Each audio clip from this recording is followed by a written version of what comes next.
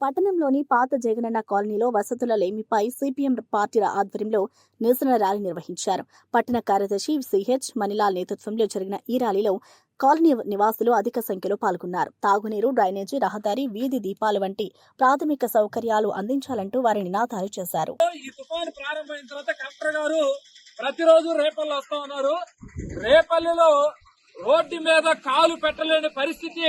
ఈ ఎన్టీఆర్ నగర్, పిఎంఓ ఎన్టీఆర్ నగర్ పాత జగన్ కాలు ఏదైతే ఉందో రోడ్లు మొత్తం కూడా నీళ్లతో నిండిపోయిన పరిస్థితి. ఈ దాదాపు వారం నుంచి వస్తున్న వర్షం, ఈ తుఫాను ప్రభావంతో మొత్తం పేదలు, కష్టం చేసుకునే పేదలు రోజువారీ పనులన్నీ కూడా స్తంభించిపోయినాయి. కానీ ఒక్క అధికారి కూడా ఈ ఎన్టీఆర్ నగర్, ఈ జగన్ కాలనీలోకి వచ్చి ప్రజలను పలకరించి మీకు ఇదిగో చేసి పెడతామని మాట్లాడిన వాళ్ళు లేరు. రోడ్డు మీద నీళ్లు నిలబడి పాముల మధ్య నివాసం ఉన్నారు. దోమలు ఉన్నాయి. ఈ గాలికి కరెంట్ లైట్లు ఎలగట్లేదు. అనేక లైట్లు మాడిపోయిన పరిస్థితి ఉంది. అట్లానే మంచినీళ్లు కుళాయిలు పనిచేయని నేపథ్యంలో బయటికి వెళ్లి మంచినీళ్లు తీసుకొచ్చుకోవాలంటే మోటార్ వాహనాలు గాని, సైకిల్ గాని నడవని పరిస్థితి. జనం పడిపోతున్నారు. వృద్ధాప్యంలో ఉన్నటువంటి వాళ్ళకి మంచినీళ్లు కొయ్యలేని పరిస్థితి. కానీ పట్టించుకున్న నాదుడే లేడు. ఈరోజు రాష్ట్ర ప్రభుత్వం పునరావాస కేంద్రాలు పెట్టింది. రేపల్లి పట్టణంలో 14 సచివాలయాల పరిధిలో పెట్టారన్నారు.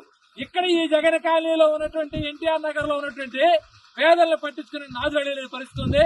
అందుకని ఈ రోజు రేపల్లి పట్టణంలోని ప్రజాప్రతినిధులు, గౌరవ మంత్రి గారు గతంలో మేము రిప్రజెంటేషన్ ఇచ్చాం. అయ్యా, రోడ్లు అయిపోతే పావుల మధ్యలో నివాసం ఉండే పరిస్థితి కాదు. వర్షాకాలం కనీసం ఇక్కడ నివాసం ఉండటానికి అవసరం మెరకలు తోలించండి, గ్రావెలు తోలించండి అని అడిగాం.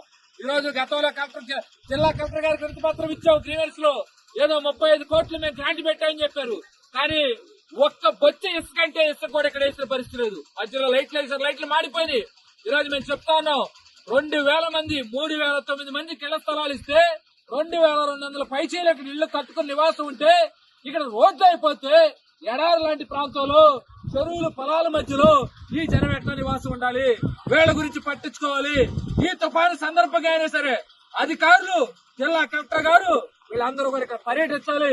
వీళ్ళ సమస్యలు పట్టించుకోవాలి. రోడ్ల మీద నీళ్లు నిలబడకుండా ప్రజలు నివాసానికి ఉపయోగపడే పరిస్థితులు చేయాలని చెప్పేసి ఈ రోజు ఎన్టీఆర్ నగర్ పిఎంఓ అభివృద్ధి కమిటీగా మొత్తం ఈ ప్రాంతంలో ప్రజలను తెచ్చి మాట్లాడుతున్నాం.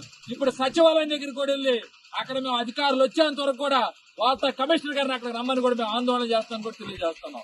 పరిష్కరించాలి జగన్ కాలనీలో సమస్యలు, రావాలి అధికారులు, తొలగించాలి రోడ్ల మీద నీళ్లు, వేయాలి రోడ్లు, అందించాలి తుఫాను సందర్భంలో మంచి నీళ్లు, ఇవ్వాలి జగన్ కాలనీలో వాళ్ళకి నిత్యావసర వస్తువులు ఇవ్వాలి. ఇక్కడ నష్టపోయిన తుఫాను వల్ల నష్టపోయిన వాళ్ళకి నష్టపరిహారము